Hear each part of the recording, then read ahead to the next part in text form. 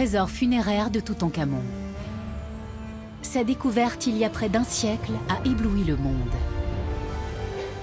On croyait tout savoir de ces objets d'une beauté exceptionnelle. Pourtant, ils recèlent encore des secrets.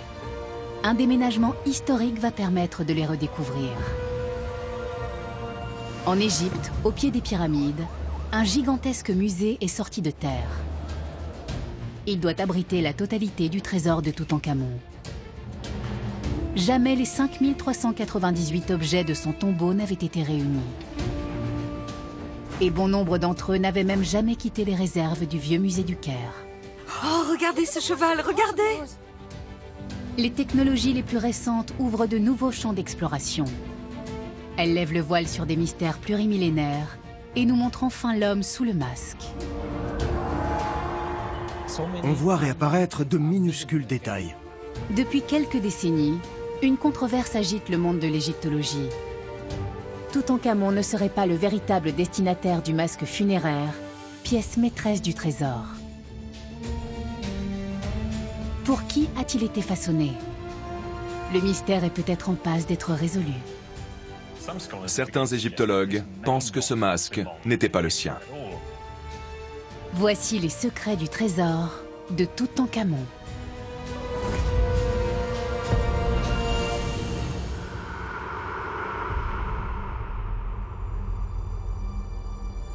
La vallée des rois se trouve en Haute-Égypte, tout près de Thèbes, l'actuel Luxor. C'est un amphithéâtre rocheux creusé de sépultures royales, celles des souverains du Nouvel Empire. Cette incroyable nécropole a fait le bonheur des pilleurs de tombes. Aucune n'est restée inviolée. Et chaque fois qu'un archéologue en découvrait une, des voleurs s'étaient déjà emparés de ces trésors. Jusqu'au 4 novembre 1922.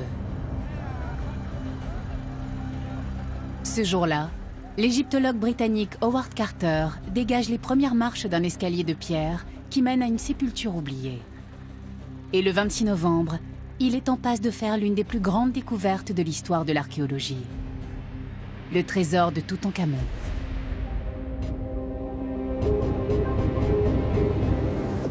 La splendeur des objets retrouvés au cours des années suivantes dans le tombeau du jeune roi a fait le tour du monde. Le plus célèbre de tous, découvert le 28 octobre 1925, est le masque funéraire. Le masque de Toutankhamon, c'est une icône absolue.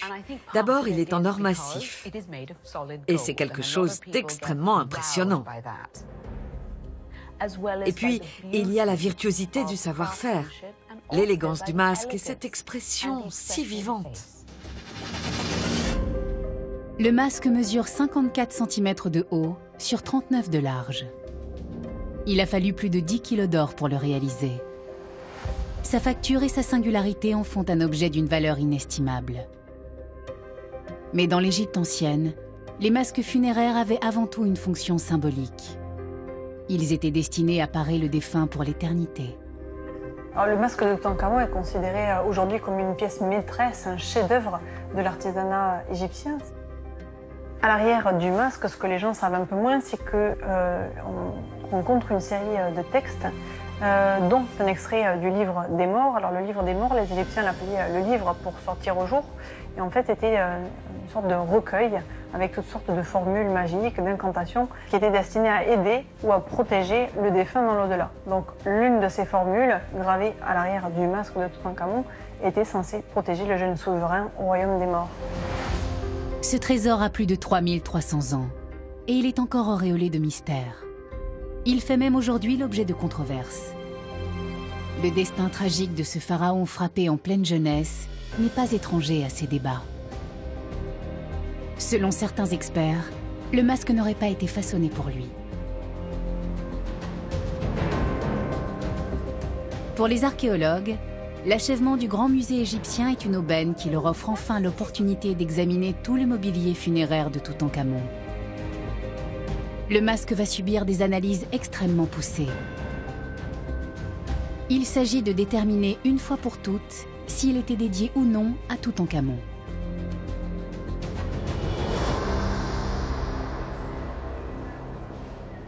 Le musée égyptien du Caire a été inauguré en 1902.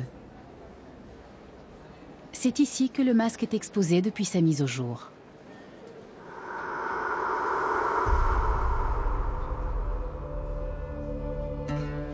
Chris Nanton veut se replonger dans l'histoire de cette découverte.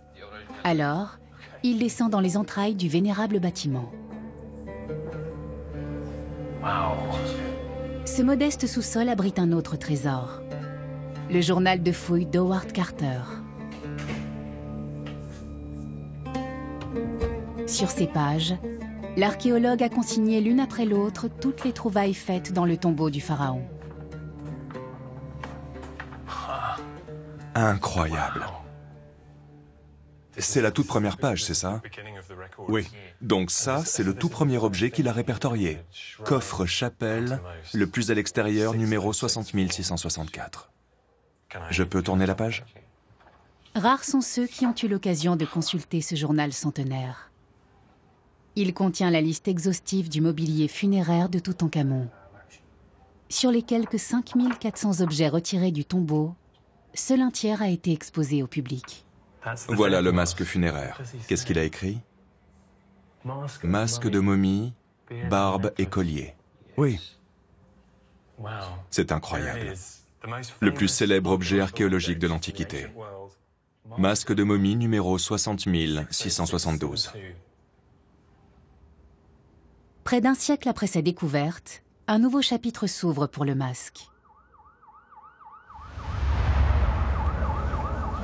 La totalité du trésor de Toutankhamon est transférée vers son nouvel écrin.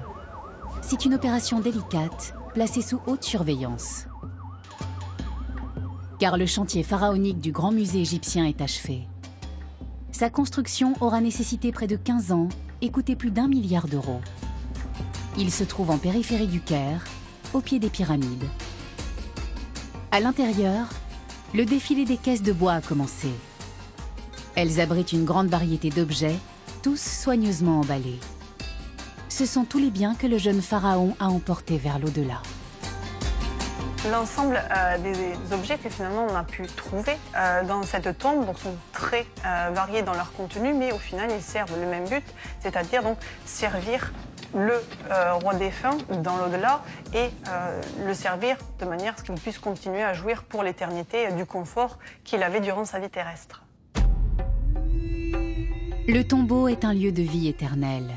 On y trouve de la nourriture. Formidable! Et des objets qui appartenaient à un enfant monté sur le trône à l'âge de 9 ans. Alors en fait, il a trouvé toute une garde-robe enfantine, donc avec des tuniques, des chemises, des pagnes réalisés pour un enfant, sur lesquels il trouve brodées les cartouches du pharaon. Donc il réalise qu'en fait, Toutankhamon n'est pas monté sur le trône adolescent ou jeune adulte, mais c'est véritablement comme un enfant qu'il est devenu le souverain de l'Égypte.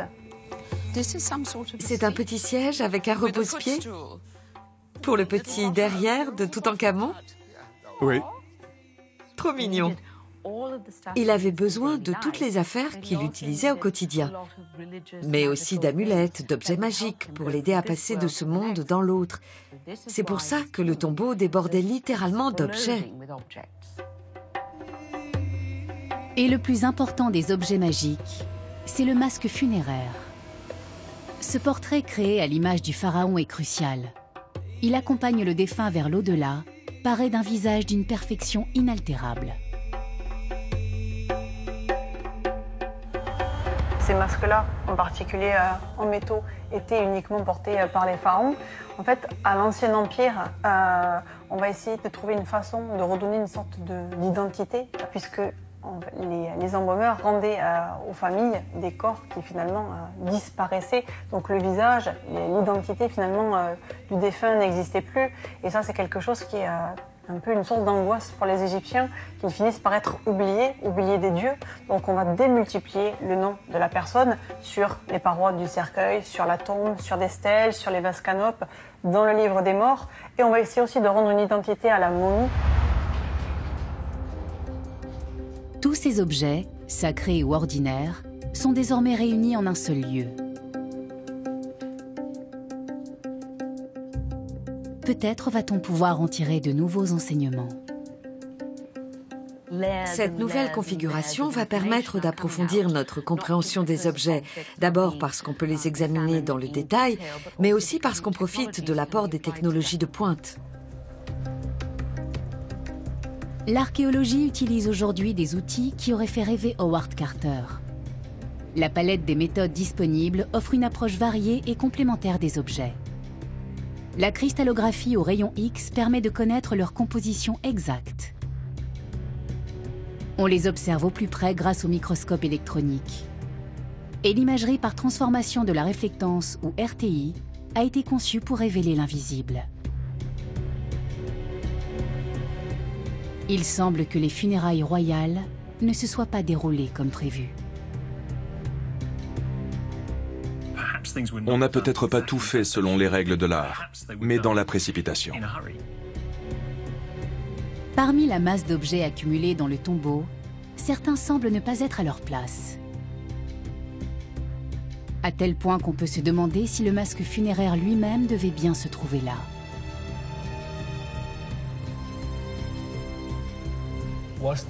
Le masque a-t-il été créé pour Toutankhamon ou pour quelqu'un d'autre?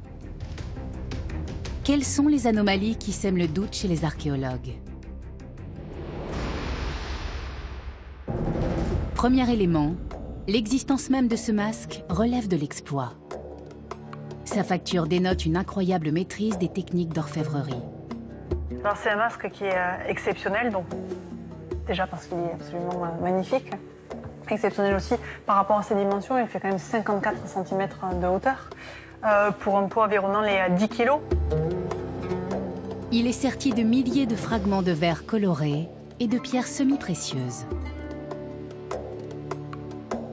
Les sourcils sont en lapis lazuli venu d'Afghanistan, le rouge du pectoral royal est fait de cornaline importée d'Inde, et les yeux sont formés de quartz blanc avec de l'obsidienne de Turquie pour la pupille.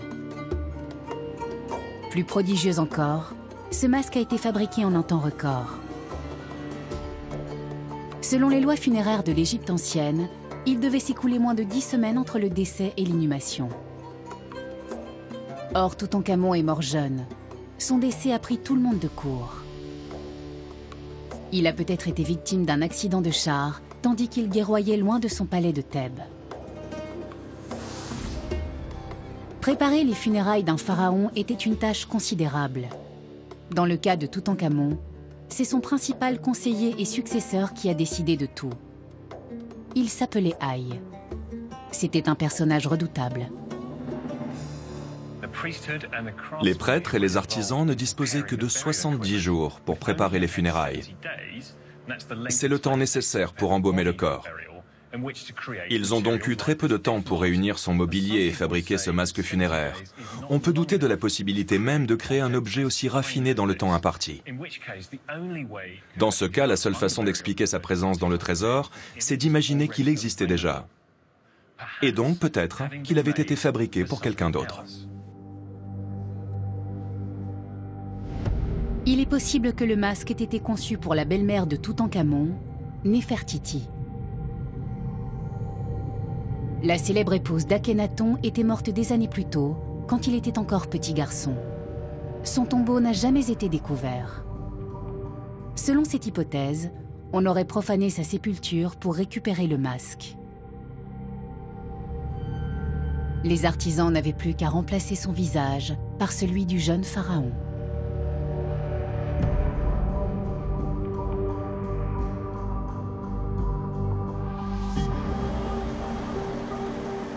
Au Grand Musée égyptien, le trésor de Toutankhamon continue d'arriver.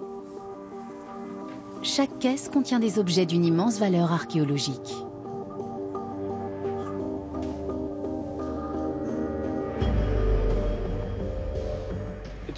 C'est incroyable d'avoir tous ces objets sous les yeux. Ils sont si anciens et si fragiles. Regardez la finesse des détails, c'est extraordinaire. La balustrade de ces chapelles miniatures est ajourée. Elle est en forme de taureau. C'est très troublant de les voir de si près comme ça. Les objets s'amoncellent. Le trésor compte des centaines de flèches. On trouve aussi des lits, des bâtons et même des chaussures. Elles sont magnifiques. Ce sont les plus petites de toutes. Donc très probablement, elles ont été fabriquées pour Toutankhamon quand il était petit. Oui. Vous savez combien on a retrouvé de sandales? Pour l'instant, on a reçu une trentaine de paires. D'accord. Et elles ne sont pas toutes arrivées. C'est ça, oui. C'est incroyable. Un grand nombre de ces objets n'étaient jamais sortis des réserves. Ce transfert permet de prendre toute la mesure des trésors avec lesquels Toutankhamon a été enterré. C'est fascinant. Chacun de ces objets est une œuvre d'art en soi, un véritable chef-d'œuvre. Et tous ces objets ont dû être réunis, parfois fabriqués, en une dizaine de semaines avant d'être transportés jusqu'au tombeau.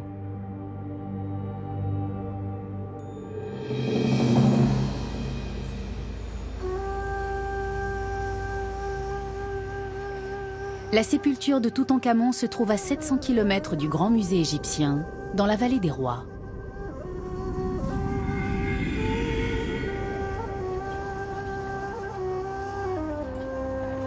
Chris Naunton se rend sur ces collines arides.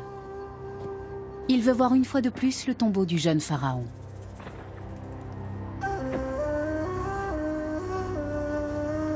Pendant plus de 3200 ans, il est resté intact. Aucun objet n'a été déplacé jusqu'à ce qu'Howard Carter découvre son entrée.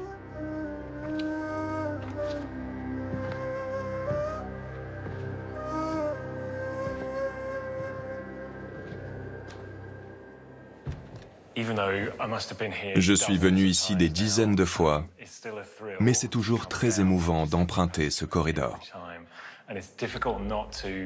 Je ne peux pas m'empêcher de penser à Howard Carter et d'imaginer ce qu'il a ressenti quand il est entré dans ce tombeau.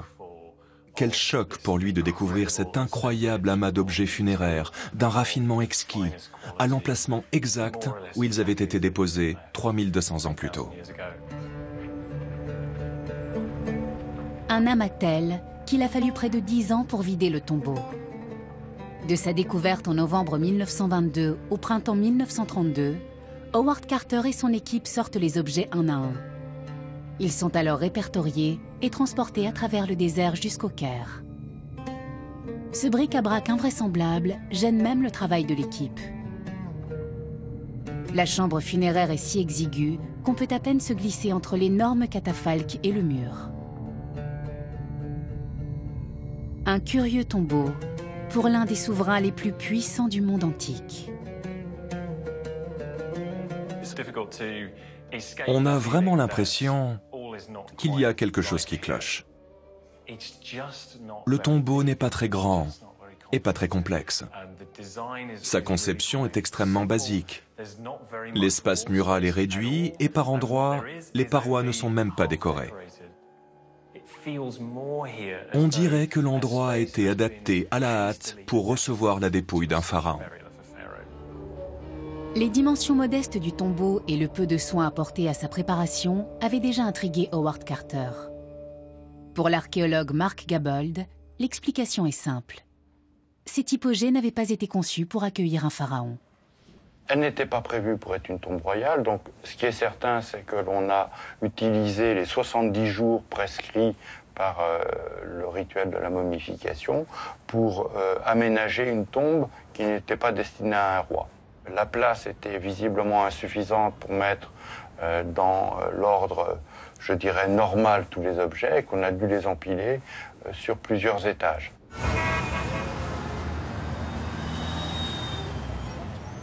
Au Grand Musée égyptien, on découvre d'autres entorses au protocole.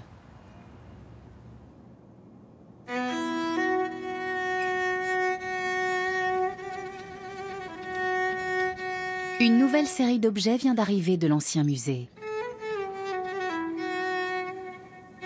Ce sont des ousheptis, des statuettes funéraires.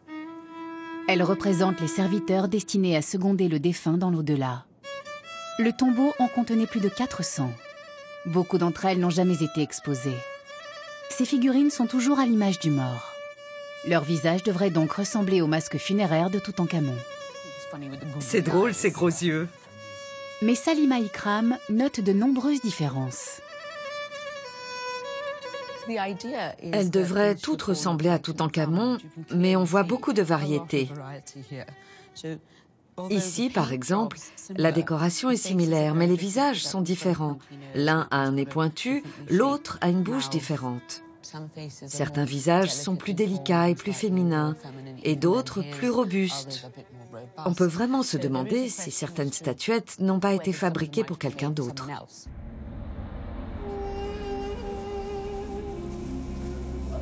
Cet ensemble dépareillé a de quoi intriguer les égyptologues.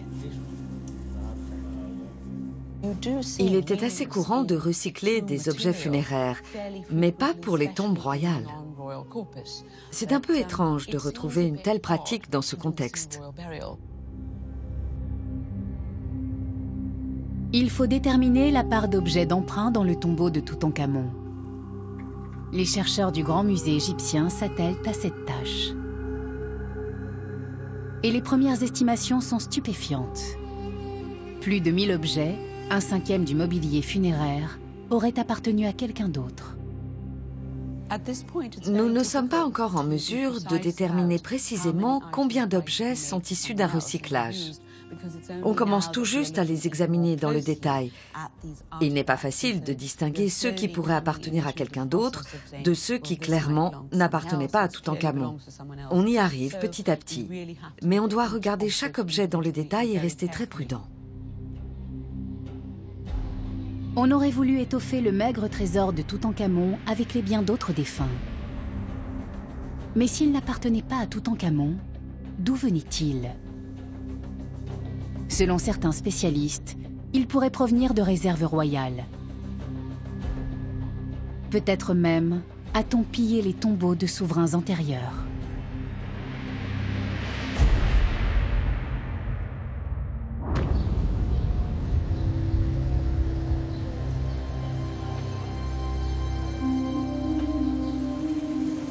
Loin du Caire, à l'Institut Griffith d'Oxford, d'autres éléments corroborent la thèse de funérailles bien mal préparées. C'est ici que se trouve le cahier contenant les notes et les croquis d'Howard Carter.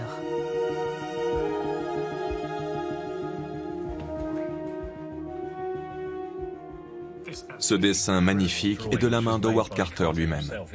C'est une sorte de plan de niveau de la succession de coffres-chapelles, sarcophages et cercueils qui se trouvaient dans la chambre funéraire. La dépouille de Toutankhamon était recouverte de son masque funéraire. Elle se trouvait dans un premier cercueil, lui-même contenu dans 2 autres du même type, comme des poupées gigognes. Les cercueils étaient déposés dans un sarcophage de pierre, enclos dans une série de coffres-chapelles. En théorie, ils auraient dû parfaitement s'emboîter. La réalité est tout autre, et Howard Carter l'a tout de suite noté. Quand il a retiré les cercueils du sarcophage, il s'est aperçu d'un défaut. Il écrit ici: « Les artisans égyptiens avaient dû raboter les pieds du couvercle du dernier cercueil. Ils étaient trop hauts pour que l'on puisse refermer le sarcophage. Manifestement, le cercueil était trop grand pour le sarcophage, au point qu'on ne pouvait pas le fermer. » Carter a noté des anomalies. Il s'est aperçu que l'assemblage était un peu curieux. Le sarcophage de Toutankhamon, pharaon d'Égypte, était trop petit pour son cercueil. Le cercueil intermédiaire soulève d'autres interrogations. Le visage représenté et l'apparence du cartouche intriguent Hayden Dodson. Pour l'égyptologue, Toutankhamon n'était pas seulement entouré d'objets qui ne lui appartenaient pas. Il a aussi été placé dans le cercueil d'un autre. D'abord, le cercueil du milieu est incrusté de verre. Il n'a aucun point commun avec les 2 autres, qui sont plaqués d'or pour l'un et en or massif pour l'autre. Ensuite, les inscriptions. Certaines portent le nom du roi, mais elles sont un peu plus enfoncées qu'il ne faudrait. Il semblerait que le cartouche d'origine ait été enlevé pour qu'on puisse en insérer un autre. Dernière chose, le visage. Ce n'est pas du tout celui de Toutankhamon. Les joues sont plus larges et la mâchoire plus carrée. C'est un individu qui a une allure beaucoup plus martiale.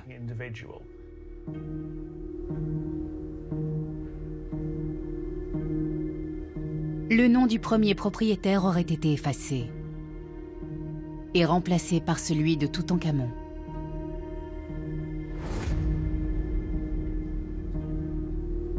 Le fait n'est pas isolé. Des bandes en or retenaient les bandelettes de lin qui entouraient le corps momifié. Elles semblent avoir également porté un autre nom. Chris Naunton examine ces bandes avant leur transfert vers le nouveau musée.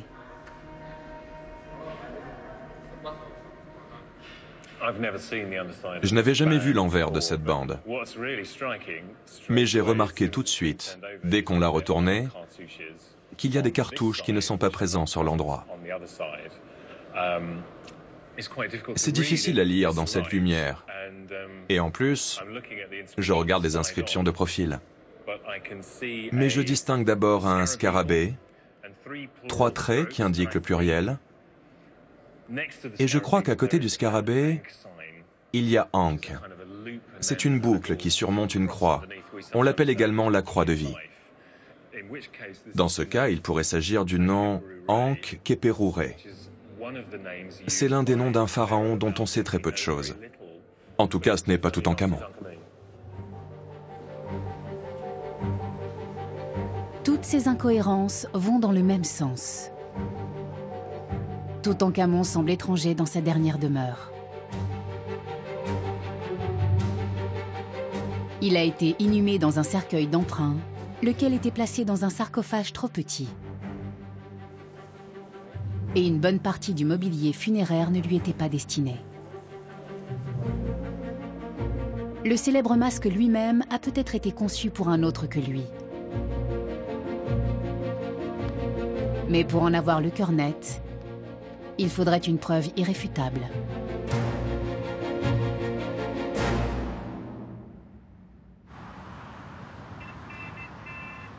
Cette preuve doit venir du masque lui-même. Il va bientôt quitter sa vitrine du Caire pour être exposé au grand musée égyptien. Depuis près d'un siècle, sa présence attire les visiteurs du monde entier. Pourtant, il n'a pas encore fait l'objet d'un véritable examen scientifique. Les technologies de pointe pourraient résoudre le mystère des origines du masque.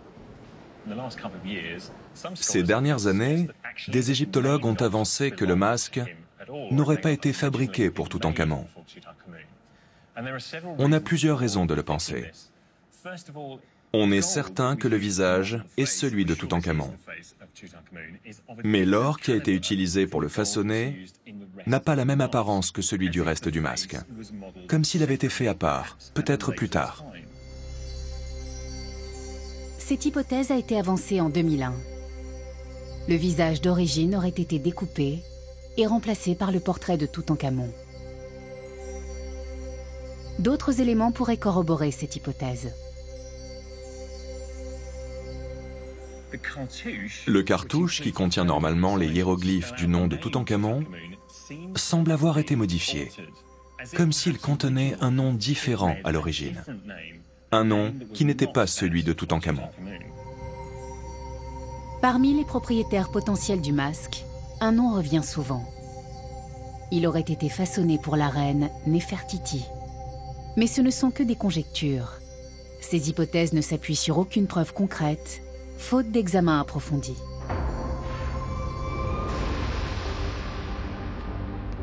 Christian Ekman est récemment intervenu pour restaurer le célèbre masque.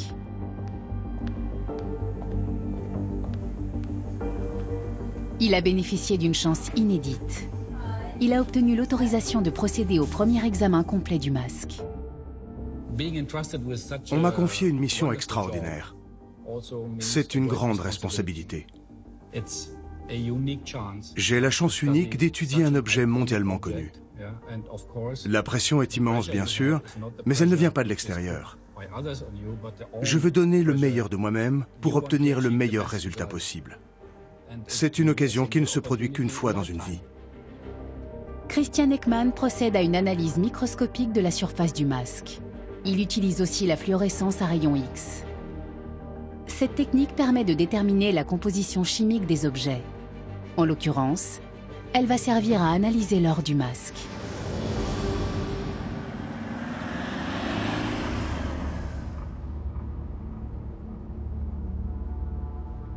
Au Grand Musée égyptien, les chercheurs continuent d'examiner le mobilier funéraire du tombeau.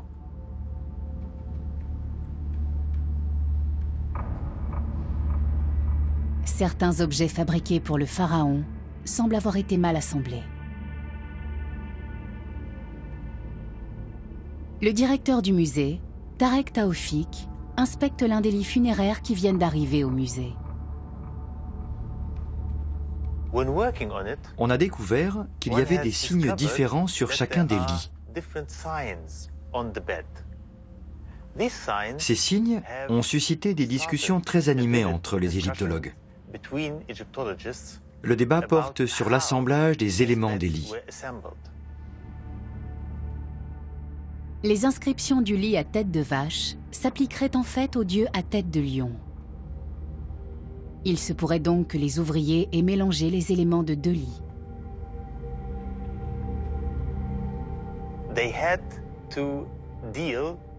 Le corridor qui mène à la tombe de Toutankhamon était très étroit. Ils ont donc été obligés de démonter les lits pour les remonter à l'intérieur. S'ils ont effectivement été remontés de travers, c'est peut-être que les ouvriers étaient pressés par le temps, ce qui aurait pu entraîner des erreurs.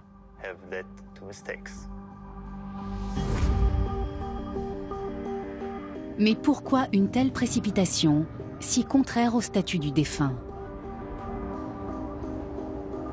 Chris Naunton retourne dans la vallée des rois pour revoir le corps momifié de Toutankhamon. Depuis 2007, il est installé dans une vitrine transparente. Il a fallu 3 ans de travail patient pour atteindre la momie. Ce n'est qu'en 1925 qu'Howard Carter a ouvert le dernier cercueil de Toutankhamon.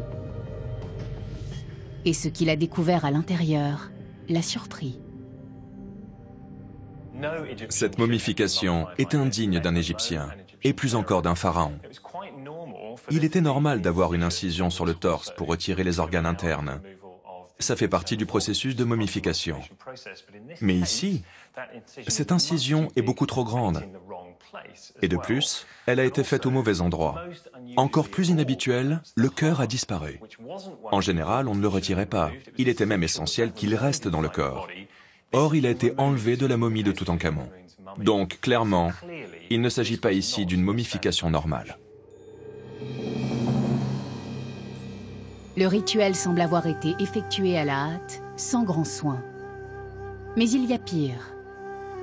La momie du pharaon est en piètre état. À la 18e dynastie, donc l'époque à laquelle Toutankhamon va vivre, la pratique de la momification qui a été initiée à la fin de la préhistoire égyptienne a atteint son apogée.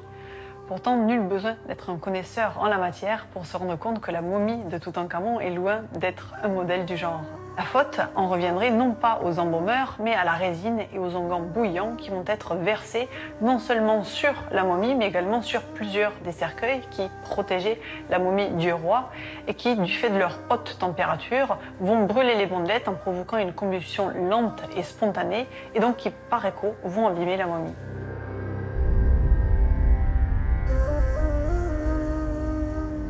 Le laboratoire du Grand Musée égyptien se remplit peu à peu. Mais parmi les momies de sa collection, aucune n'est dans un tel état ou n'est privée de son cœur.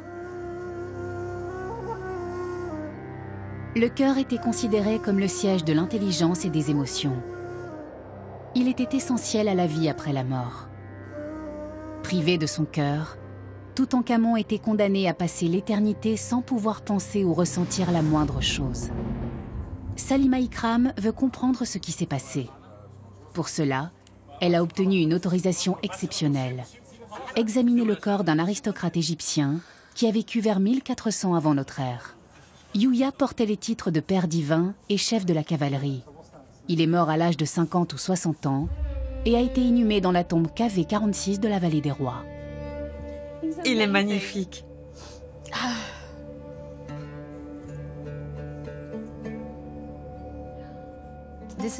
Voilà pourquoi je suis devenue égyptologue. Pour avoir la chance de voir les momies de près, pour toucher du doigt leur humanité. C'est bouleversant. Yuya était l'arrière-grand-père de Toutankhamon. C'était un dignitaire influent, mais pas un souverain. Pourtant, sa momie est bien mieux préservée que celle du jeune pharaon. Il est merveilleusement bien conservé. Sa peau a été tannée par les résines et les huiles, mais ça n'a rien à voir avec le corps de Toutankhamon qui a été noyé sous des litres de résine. Donc, elle offre un beau contraste avec la momie du jeune pharaon. Est-ce que vous pouvez nous montrer l'incision qui a été pratiquée pour l'éviscération? Comme de nombreuses momies égyptiennes, Yuya porte une entaille sur le côté de l'abdomen. Voilà, c'est parfaitement exécuté. On ouvrait le flanc ici et l'embaumeur introduisait ensuite la main pour retirer les viscères. C'est une incision classique pratiquée du côté gauche. Toutankhamon, lui, a une entaille très bizarre. Elle part du nombril et décrit une sorte de diagonale qu'on n'a jamais vue nulle part. Ensuite, on a retiré ses organes un peu n'importe comment, peut-être en arrachant le cœur avec. Cette momification ratée soulève la question des circonstances de sa mort.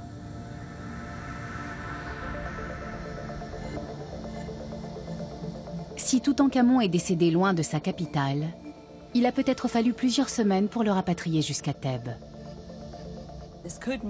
Il a pu être momifié loin de la vallée du Nil, sans embaumeur spécialisé près de lui, ce qui expliquerait cette momification inhabituelle.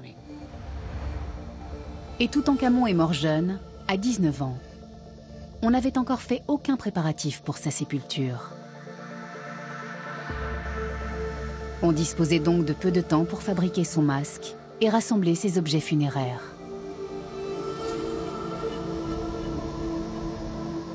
C'est le successeur de Toutankhamon qui a choisi la sépulture du jeune roi, le pharaon Haï.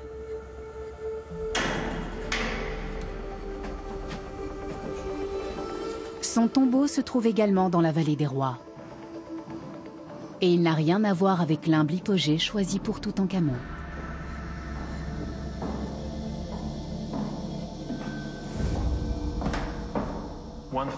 Ce qui nous frappe tout de suite, c'est le contraste avec le tombeau de Toutankhamon. Cette chambre funéraire est plus majestueuse, plus vaste. Les voies d'accès sont plus larges.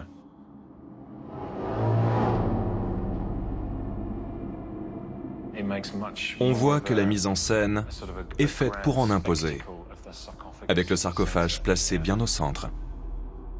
Cette chambre funéraire est vraiment digne d'un pharaon. Elle est spacieuse, on a tous les éléments de décoration adéquats, et il est clair que les peintres ont apporté un soin et une attention extrême à ces ornementations.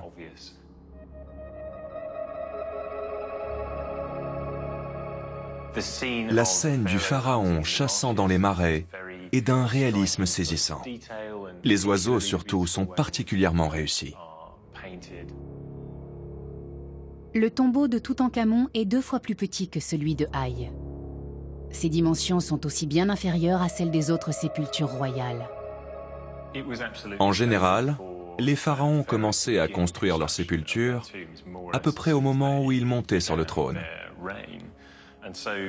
Donc l'édification du tombeau de Toutankhamon devait déjà être en cours.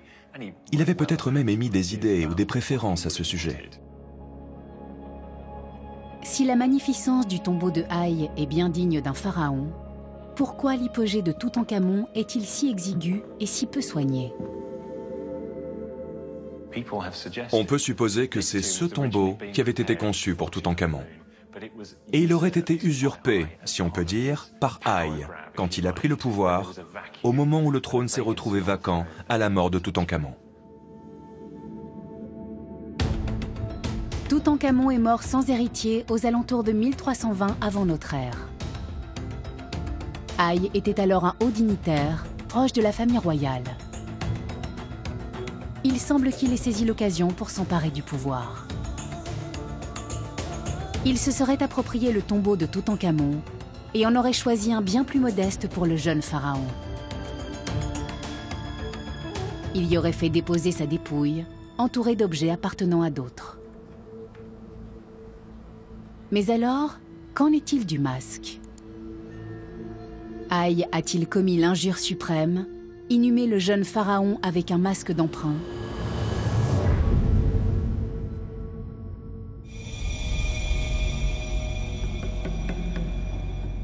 La réponse se trouve au musée égyptien du Caire.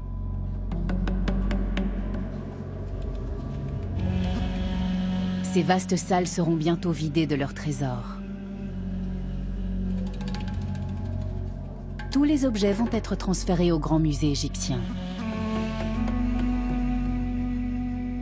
La dernière pièce de la collection à quitter ces lieux, c'est le masque funéraire de Toutankhamon. Face à face. Nous retrouvons Christian Ekman.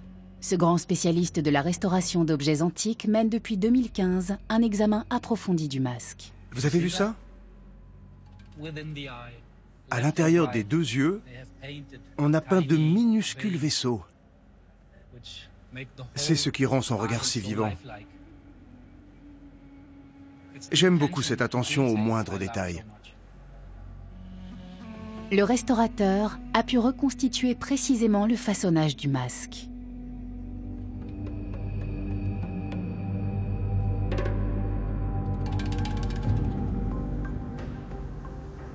Les techniques les plus récentes lui ont permis de répondre enfin à la question qui hante les égyptologues depuis des années. Le célèbre masque a-t-il été créé pour Toutankhamon ou pour quelqu'un d'autre? Christian Ekman a d'abord étudié le cartouche du masque. Nous avons ici le cartouche royal du masque de Toutankhamon.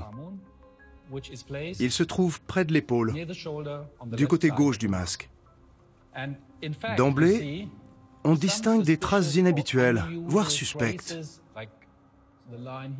comme cette ligne de fracture ici, mais il n'est pas facile de les interpréter. Ces traces pourraient indiquer qu'à l'origine, un autre nom figurait sur le masque. Peut-être celui de la reine Néfertiti. Mais un examen minutieux infirme cette hypothèse. Il faut savoir que pour fabriquer un masque de cette taille, on est obligé d'assembler plusieurs plaques d'or. Et le cartouche se trouve à la jonction de deux plaques. Elles se touchent à cet endroit précis. Elles ont été soudées. Et ce qu'on voit ici, c'est simplement l'une des jointures. Le cartouche n'a donc pas été remplacé. Mais un autre élément plaide en faveur d'une réappropriation du précieux objet. L'or du visage n'a pas la même couleur que le reste du masque. Comment l'expliquer? Pour certains, la mort soudaine du jeune roi aurait obligé les artisans à brûler les étapes. Ils auraient alors fixé le visage de Toutankhamon sur un support antérieur, d'où la différence de teinte. Christian Ekman s'est servi d'un spectromètre de fluorescence des rayons X pour analyser la composition de l'or. Cette technique non invasive permet d'analyser le profil du matériau et sa provenance. Nous avons analysé plus de 100 points sur l'ensemble du masque. Le résultat est clair. Ils ont utilisé un grand nombre de plaques d'or de même composition, y compris pour le visage. Il me paraît donc hautement improbable qu'on ait pu enlever le visage d'origine pour le remplacer par un autre.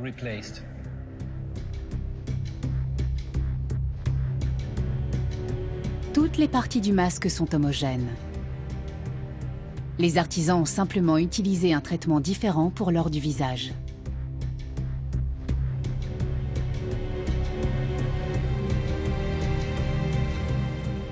Une autre donnée démontre que le masque n'a pas été modifié. C'est la parfaite conservation des éléments en pâte de verre. Si le visage avait été découpé et remplacé après l'achèvement du masque, le nouveau visage n'aurait pas pu être soudé sans endommager, voire détruire, les incrustations de verre des autres éléments. Le verre n'aurait pas supporté la température de la soudure. En ce qui me concerne, je pense que ce masque était destiné à Toutankhamon. Il a été conçu pour lui. Les conclusions de Christian Ekman mettent un terme à des années de controverses. Le fabuleux masque funéraire de Toutankhamon a bien été façonné pour lui, en moins de 70 jours. C'est un prodigieux exploit d'orfèvrerie.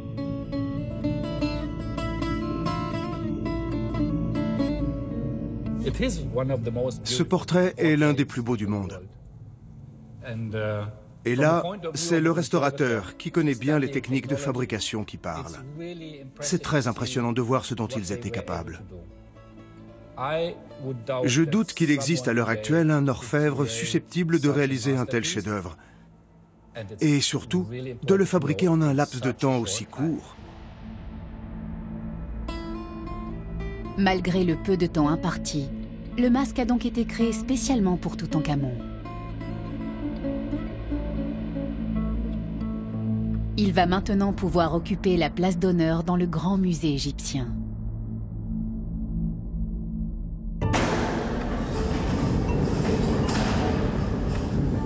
Pour le jeune pharaon, ce sera un nouveau mausolée.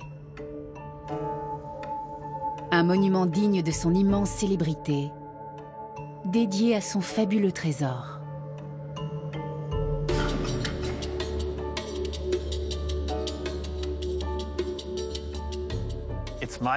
C'est un privilège de travailler d'aussi près sur cette collection,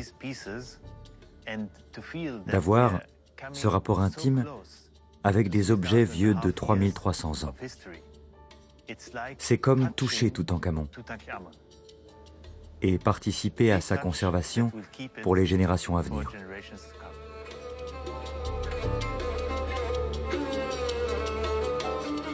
Vers 1320 avant notre ère, un jeune pharaon était inhumé à la hâte dans un modeste hypogée, entouré d'objets d'emprunt.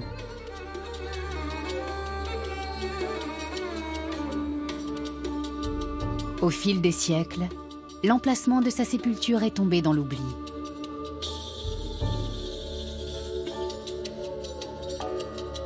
Et l'Égypte a perdu jusqu'au souvenir de son nom.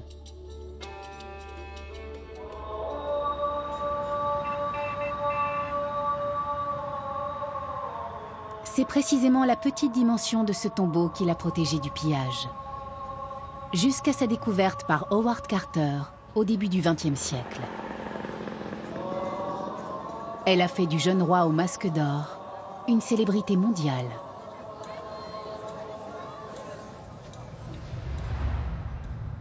Alors cette image de Toutankhamon est très certainement la plus célèbre puisqu'elle représente son masque. Mais finalement, que connaît-on de ce jeune roi ? Alors l'exploration, l'étude des trésors, de la momie que l'on va retrouver dans la tombe de Toutankhamon, tout cela va nous permettre de mieux appréhender et connaître la vie de ce pharaon emporté dans la fleur de l'âge. Le pharaon n'aurait pu imaginer être un jour l'objet d'un tel engouement. Grâce à son trésor, son nom et son visage font partie à jamais de la mémoire des hommes.